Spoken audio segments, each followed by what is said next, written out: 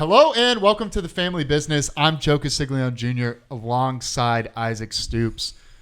Big week. I don't need to tell you that. You can go anywhere and see. You kind of feel that buzz around campus a little bit. You get down in Norman, you see the setups for game day. Pat McAfee's going to do a show here tomorrow. Ben Herbstreit might be the biggest celebrity in my opinion that'll be attending. I am going to find him. I need at least just like one. I got to pet him. Got to say one good boy to him, one pet. So needless to say, it's a huge week. Big game, Tennessee this weekend, 6:30, college game day. I mean, there's going to be an entourage of everybody here.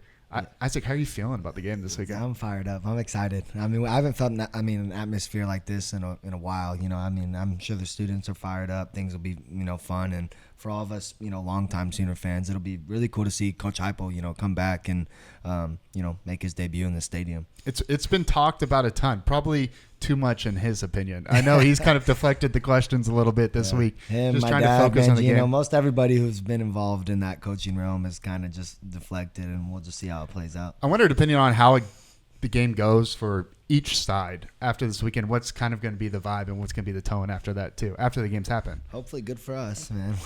I mean, hopefully it'll look. We're getting some key guys back, so I'm excited. I mean, Troy Everett being probable was probably the most. Yeah, Andrew Anthony, is he going to be able to go? I hope don't so. know. Yeah. I just worry about Nick Anderson, not because of skill level, but football game speed is completely different than practice. And for a guy who missed most of fall camp, it takes a little while, but I mean, just having a guy like him out there, he's a playmaker. You know what I'm saying? He'll find his rhythm, and if anything, give Jackson more confidence. You know what I'm saying? He's a threat, and take attention off Dion as well. He's a type of receiver that they don't have right now with all the injuries to the other guys. We need a big guy out there, a guy that can go make plays and that you're comfortable throwing it up to. You know what I mean? And they do have that chemistry. You saw it last year with Alamo Bowl. Mm-hmm. So it'll be a big week. You know what else is big? Home field apparel and my love for them. Yeah. That is big. They took good care of us last week. They did. They had their pop events last week for the Tulane. We went out to the Standard. That's a great place, and went down and met our guy Josh there. And then we got this beautiful, beautiful jacket. So Home Field Apparel is the official OU apparel sponsor of Soonerscoop.com. If you go to homefieldapparel.com, use code SCOOP, you're going to get 15% off your first order. So I was lucky enough to snag one of these last week at the pop-up shop. They had some of the sold out. I mean, this is just good quality. I can't wait till it's cold outside. I got mine too. First time it rains, it's going on. Oh, exactly. I can't wait for that first November game. Maybe Alabama. This might be what I'm repping.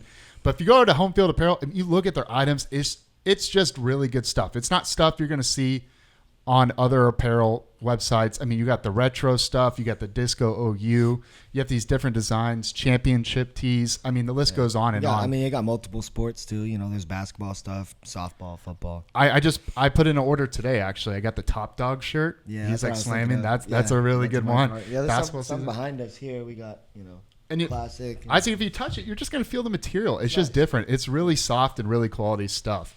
So if you head over to homefieldapparel.com, use code SCOOP, you're going to get 15% off. That's such a good deal. I mean, get you some good stuff for SEC play. I'm telling you. We're going to need it. Stuff for all weather. Today, we got a real big guest. This is actually part 2. It's kind of funny. We did this interview.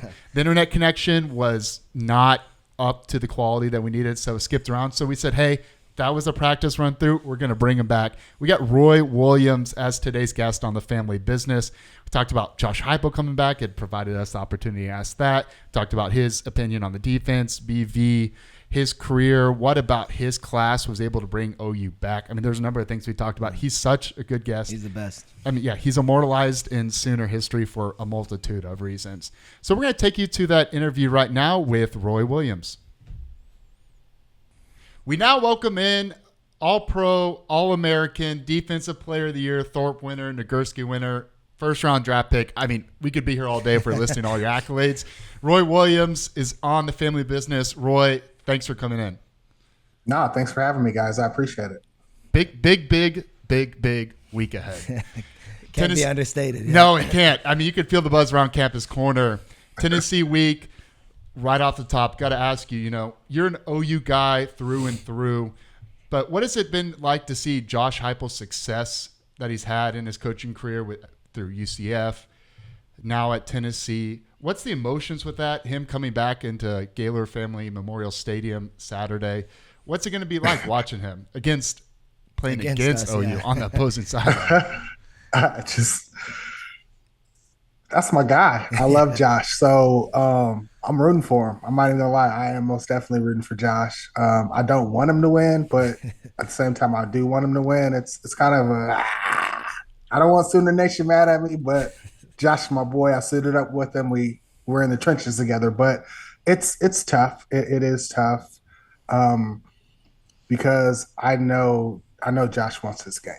He wants his game, and I know his team is going to do everything they can to get this game for Coach Heupel. So I'm just like, our Sooner boys better buckle up because it's going to be a long day. It's going to be a long day. So I'm really looking forward to what is it, Saturday night, because it's going to be some fireworks for sure. Yeah, I mean, it's gonna be a challenge on both sides of the ball, obviously. What do you think so far? I mean, through the first 3 games, non-conference, what do you think has been the biggest surprise? I mean, defensively and offensively, if you give us, both perspectives. I honestly feel that offensively, I would have liked to see us stretch the field more. You know, we know what Jackson Arnold can be, but have we really seen it? You know, we've seen maybe little sparks, maybe, Yeah. but I mean, with the 3 teams that we played, I thought that he should have lit up the scoreboard. Personally, how I felt, and I felt that I think we underachieved, honestly. Defensively, I think they're sticking status quo. They're flying around. They're creating turnovers, and I'm happy what they're doing. But this Saturday is going to be a huge test, and it's going to be a good change of pace. And I'm hoping that they're up to the competition. Yeah. Or the challenge. Yeah. It's a whole different challenge. It's kind of been a gradual rise from Temple to Houston. Change to of pace Tulane. is a good way to put it. Change of pace, but it's a big for jump. sure. Tulane's a great team, but it's a big jump from last Saturday to this Saturday in terms of talent, style, Depth. Just everything. the types of bodies you're going to see on the opposing sideline. It's going to be a distinct and big challenge. Welcome to it, right? Welcome to the SEC. First game. That's what we asked for. So yeah. When they moved to the SEC, that's what they dreamt of, was games like this, Saturday night, college game day, top 5 team in the nation. Are you going to make the game? I don't know yet. For me, it's a hike. Like it's like a 50 to an hour drive. So I don't know if I'm going to go. I mean, kind of got one of the best seats in the house, my back patio with a stogie, and don't have to wait. I don't have to deal with the chaos. Yeah. But I kind of want to go just to see Josh and just give him love, because he actually came to Vegas a couple of years ago, and he was there when I got inducted into the College Football Hall of Fame. So I may go just to give Josh his flowers and just tell him congratulations on everything he's done so far and what he's going to continue to do. But I don't know yet. But I'm leaning to just to go to say hi to Josh and then make my way back home. Understandable. like you said, there's nothing better than your couch, TV. Yeah. Your fridge is only 15 feet I away. was gonna say it's easy. And when it's Very much. 95 degrees, top high Saturday, it's a different level. You mentioned the Hall of Fame. I think it was last month, you just got inducted into the Oklahoma Sports Hall of Fame. How cool is it to be inducted in a state sports Hall of Fame from a state that you're not even from? I think it's pretty cool. I mean, it was still surreal, just like all the other Hall of Fames that I've been inducted in. It's still mind-boggling and blowing. But I'm rooted from Oklahoma. My mom's originally from Guthrie, Oklahoma. So, I mean, I have ties to Oklahoma. So, I mean, I thought it was really cool that I was getting inducted into the Oklahoma Hall of Fame just because of my family's history to Guthrie, Oklahoma, and just in the state of Oklahoma. So I thought that was really cool. I honestly did say in our luncheon, I was like, I honestly feel bad accepting this award because one of my compadres, one of my good buddies, number 20, Rocky Kalmus, is a through and through Oklahoma Sooner-born, Sooner-bred guy, and I made it in before him, and I felt so bad, and I felt like he should be most definitely in way before me, and so I mean, I still feel bad because it's just like I'm so grateful for for being inducted, but it's like, dude, I wanted I wanted to be here, to be sitting in the audience watching Rocky accept this award first before me, because that's just who I am. I'm a team guy. I love my guys. I want them to get all the due respect and accolades that they get because they earned it. And I still feel that way, but by no means I'm taking a shot at the voters or whatever. I'm very grateful. By far, I'm very grateful. But I am like it's still crazy that I'm in it. But I wish I was there for another reason to watch my buddy Rocky go in first. Yeah. I mean, you mentioned, being rooted in Oklahoma. What ultimately sold you on OU? I can't remember last time we talked. Did you say USC, or I forgot what other schools that you had mentioned that you were thinking about? Yeah, so I originally was going to go to UCLA, UCLA. and then my good buddy Damien was going to go to Stanford. Friendly rivalry. We grew up together since we're like 6, 7 years old. So he was going to go to Stanford, but he blew his knee out, and Stanford took back his scholarship.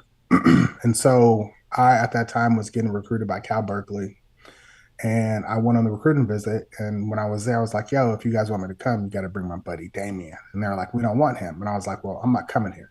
They thought I was playing. My Turns out you weren't. They thought I was. Yeah, they were like, yeah, right. Jokes on them. Right here, right down the street. And I was like, people didn't know. I literally did not want to. First off, I barely freaking made it out of high school. Why the hell would I go to Cal Berkeley? Let's just be honest about that. But whatever. So my aunt worked in the student cafeteria at the Bud Wilkinson, and she was talking to the AD at the time was Steve Owens. Talked to Steve Owens. Next thing I know, Joe Dickerson, the coordinator, quarterbacks coach at that time, came to California, recruited both of us. Came on the recruiting visit. It was like the biggest weekend. That's when all the key guys are there: Rocky, Trent, Frank Romero, Curtis Fagan, Andre Wolffolk, decent crowd, some guys. But it was like the core group of the national championship team minus Torrance and Heupel. But but that group, when we came, it was just like man, I can see myself suiting up with these guys. And so I had a meeting with exit meeting before I went back to Cali, and I was talking to Coach John Blake at the time, and he was like, hey, what do we have to do to get you here to OU? And I was like, hey, if you give my buddy Damon a scholarship, I'll come. I'm not tripping. I'll go I just want to play football. So they offered us a scholarship, and probably about a week or two later, we signed, and that's how we got to OU. Signed, sealed, delivered. Yeah. You listed off all those names in the recruiting class, and it's just like a hit, not a lot of misses. Yeah. So, what was the characteristics of that recruiting class that was able to get OU back to a national championship level so fast? Because there was no transfer portal. I mean, kids transfer, but it wasn't the same. But there's no transfer portal, so you're not able to flip a roster. But what about that recruiting class was able to create OU's rise so fast? Well, it was a good job by Coach John Blake and his coaching staff on recruiting phenomenal athletes, right? And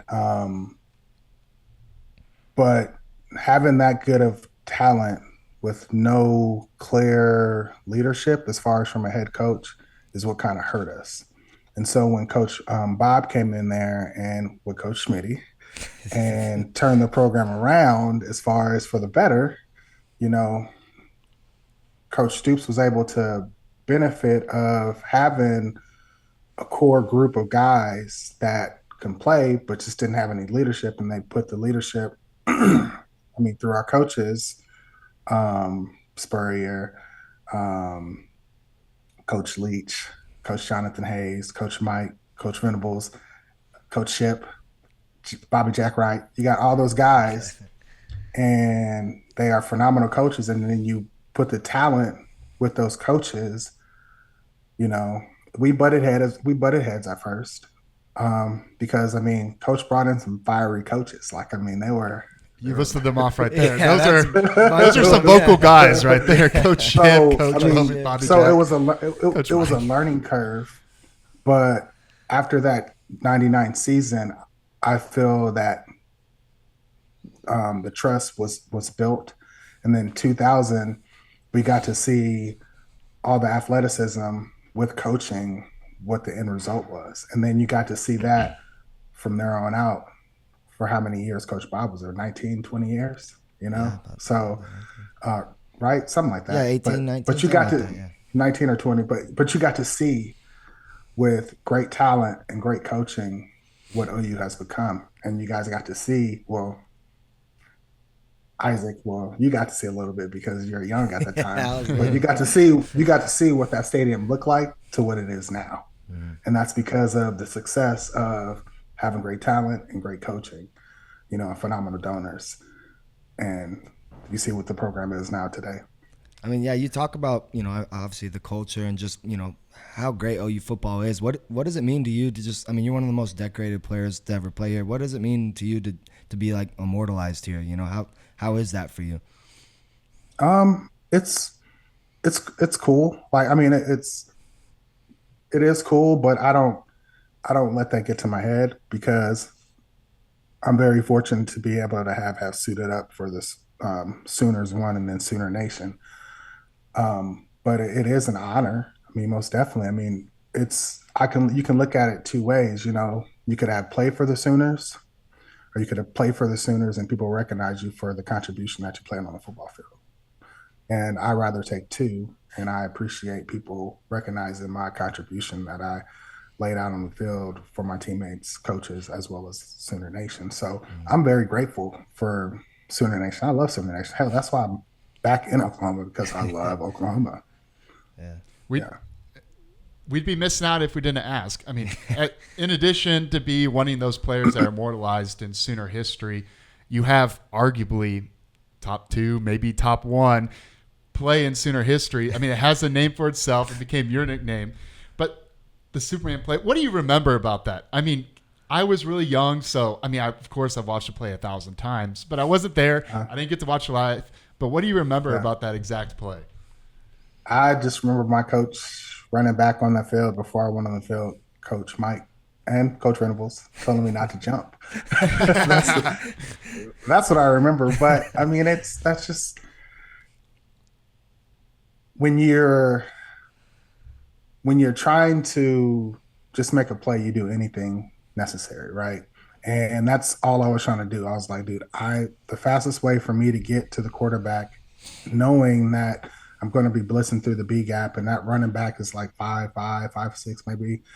He's not going to hit me high because I would run him over. So I knew he was going to go low. So I was like, I'm just going to leave my feet, even though Coach told me not to jump.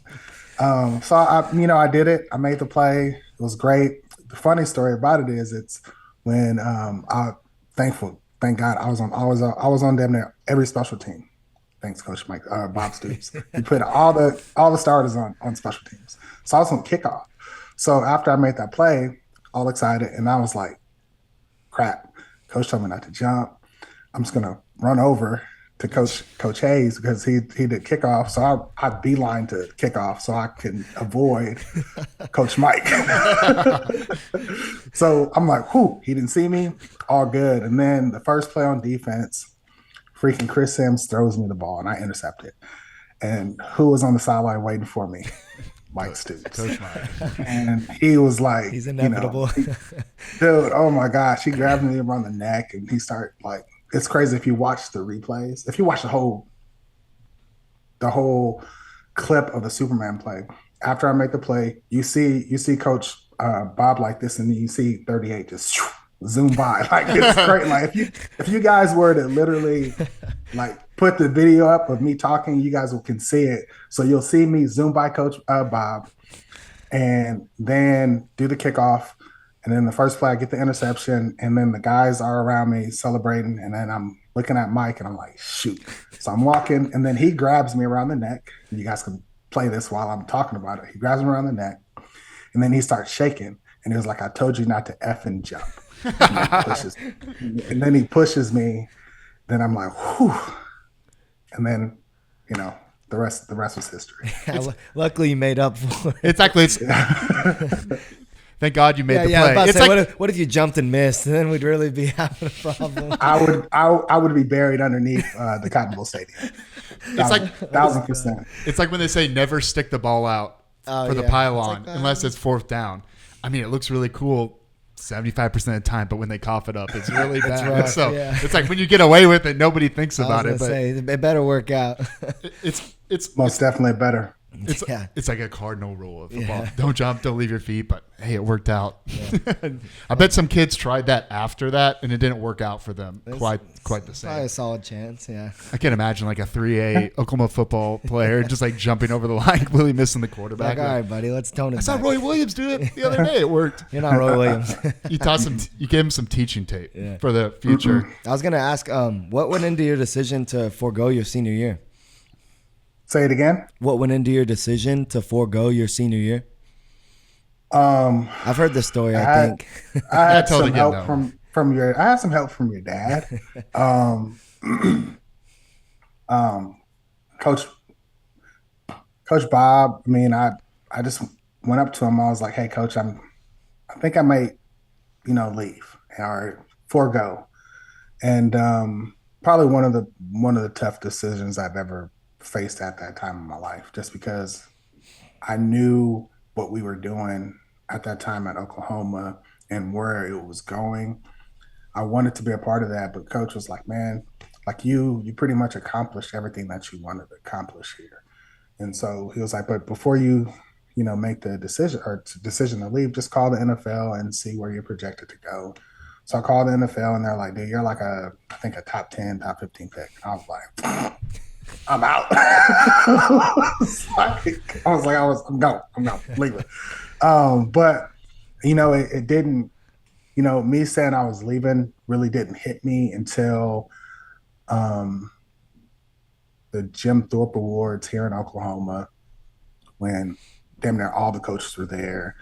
And Coach Bob was introducing me as the winner that year and said all these things. I don't remember everything he said, and I just I literally cried during my Jim Thorpe speech, because it's like, dude, like I'm getting ready to leave my family.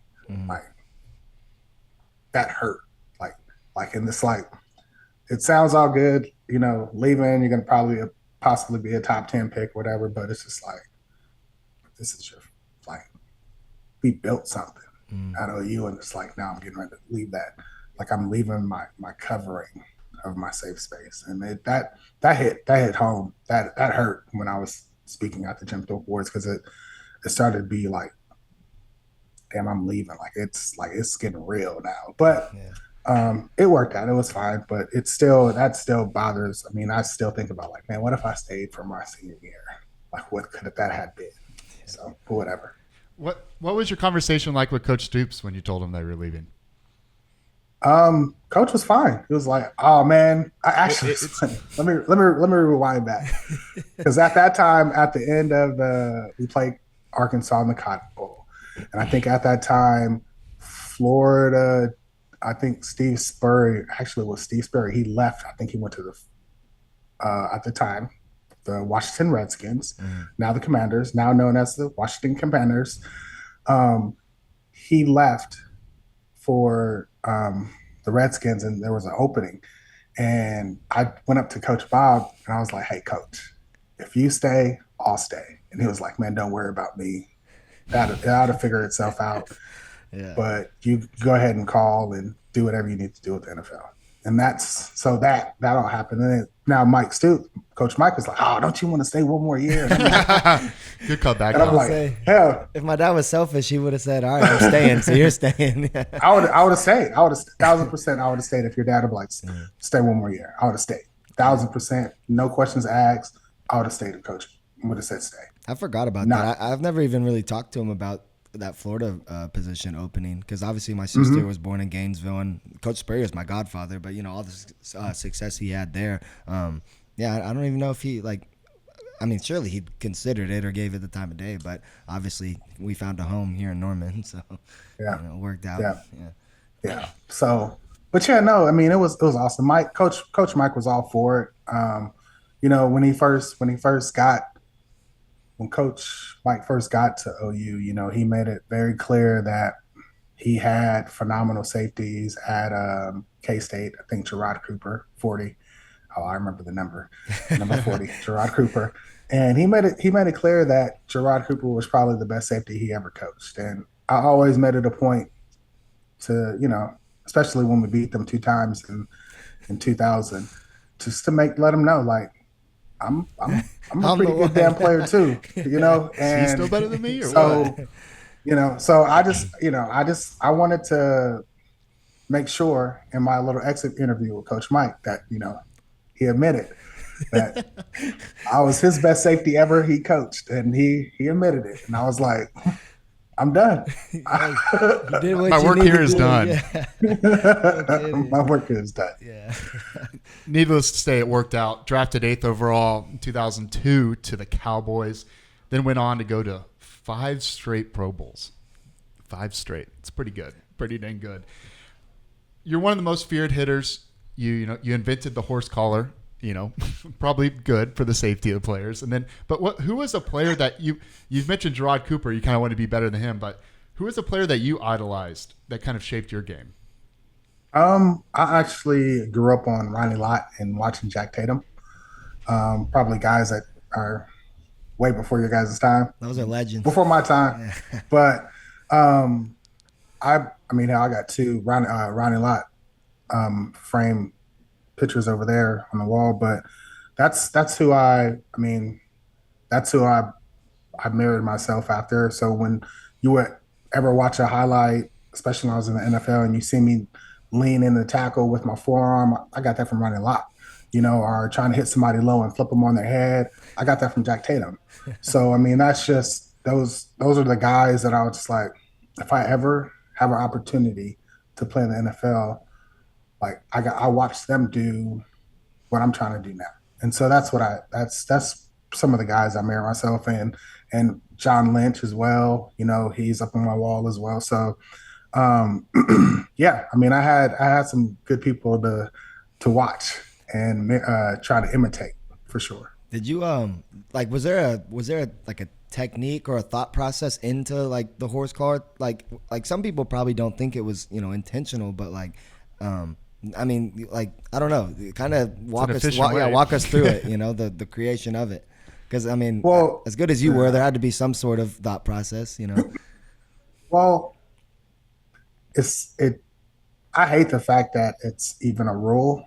First off, I do hate that it's a rule because I never I never went out intentionally trying to hurt people. Now, if you come up gimp, hurt, whatever, that's just part of the game. I'm not saying it's cool or whatnot, because it's never cool to hurt somebody. I'm not that guy.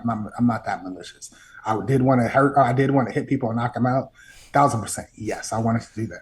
But as far as a horse collar and breaking people's knees and breaking ankles and all that, no, I never got on the field and was like, oh, I'm going to hurt you and take you out. That wasn't my thing. But I've been doing horse collar tackle ever since I've been a little league football player at 8 years old. Um, so the thought process behind it is, it's like I had a way of manipulating a player or a running back or a ball carrier and thinking they had me beat either one way or the other. And so I would shade them when they're running, say they're running at me. I would shade them more to the inside. So they'll be like, okay, I think I can beat him to the outside. And so they would juke and go that way. And I'm literally playing him to go that way. So when they make that move to the outside, I can avoid the stiff arm and go around and just grab him and pull him down real fast and be done. Right. That was my whole thought process. And that's how I did it. And I did it to the T. I did it to perfection, too good at perfection. But that was just one of my tackling tactics and how to um, go one on one with a speed receiver or a speed running back or anybody with the ball. That's what I was doing, and I did it. And so things, that you said 5 consecutive Pro Bowls, all the things that I was getting praised for, now I'm getting villainized for because of how I tackled. So it's like first 5, 6 years, it's like, oh man, he's violent. I love the way he tackles, and then, oh, you're a dirty player. Like, it can't be both. Like, which one was it? Was I a good player, or was I a dirty player? But whatever. When you play at that high of a level, it's well, before I go there, as a kid, I always wanted to, one, play in the NFL, and then two, I wanted to make an impact, right? One, I made it to the NFL, and two, I impacted football from little league to high school to college, professional. I have a rule named after me. Not a lot of people can say that. It's not just going away either. Yeah, I mean, I'm just saying, like, it's like right now with the hip drop tackle in the NFL. They didn't name that after somebody. It wasn't immortalized by somebody else, and so it's kind of similar to that hip drop tackle. I mean, players weren't doing that to injure the opposed team. It's just an efficient way to get them down. They're just, to me, it's kind of a crazy rule. I mean, no, it's I know like, they're not enforcing it, so they can go on. It's hard to play defense nowadays. I'll say that it's hard. It is to be a defense. It is. It's harder than ever. It's tough. I mean, it's like it's like, think about this. When you guys do like back in the day, you would do like 7-on-7, right? Or like pass scaling. And you'd be like, man, you can't do that in the actual game. Well, now you actually can do that stuff in the game because the rules are so for offensive guys. It's like, oh, you can get away with that now. Like you can run all these crazy routes without a defensive guy putting his hands on you. And like, because I sound like old as hell. Back in my day, you can hit guys and disrupt the routes. You can't do that now. It's just it's so crazy. And you got guys that normally wouldn't run across the middle. You got guys that are small in stature running across the field as if they're Megatron. You know what I mean? Like they're protected. Like you know what I mean? Like they got, it's like a halo over them now because they know they can't get hit. So it's so crazy. It's just, it's a different game. Has changed. It's a different game. It is most definitely a different game. One last question before we get you out of here, Roy. What has it been like seeing Coach Venables bring back the defense to we're getting to that standard that it was before? And then are you offended that the nickel, or the now called cheetah, is not called the Roy back position anymore? So I'm happy that Coach Venables is back, and I'm happy that the guys are embodying the standard of the defense that was once before, the standard. I'm happy that that's getting back to that. Now, the whole cheetah Roy position, regardless if the name has changed, remember what it started off as, the Roy position. You know what I mean? Like, exactly. And the only reason why it switched is because Coach Venables took an opportunity to go to Clemson, and he couldn't call it the Roy, so he called it the cheetah. And now it's whatever it is at OU. We all know what the position is. It's all good. And if you don't know, the position is called the Roy. And there's a reason why it's called the Roy, because they asked me to do on every play. I had so many assignments, and only one player can accomplish those assignments. Even though there was times I got cussed out plenty of times, I excelled and made that position what it was. And to this day, those shoes are still not filled. For everyone watching, exactly. Next time you go in the conversation, you use the word cheetah, just call it the Roy. Call it the Roy, see what people say. Start bringing it back. If we get enough people going to say that, maybe we can rename it ourselves, and it can kind of penetrate the walls of the football office over there on Broad Street. So, Roy, thanks for coming in, actually, for the second time. Thanks for coming in. Appreciate it. For everybody watching, remember to like, comment, and subscribe. We appreciate that. It helps us help you. And we'll be back next week with another edition of The Family Business. Remember to keep it in the family.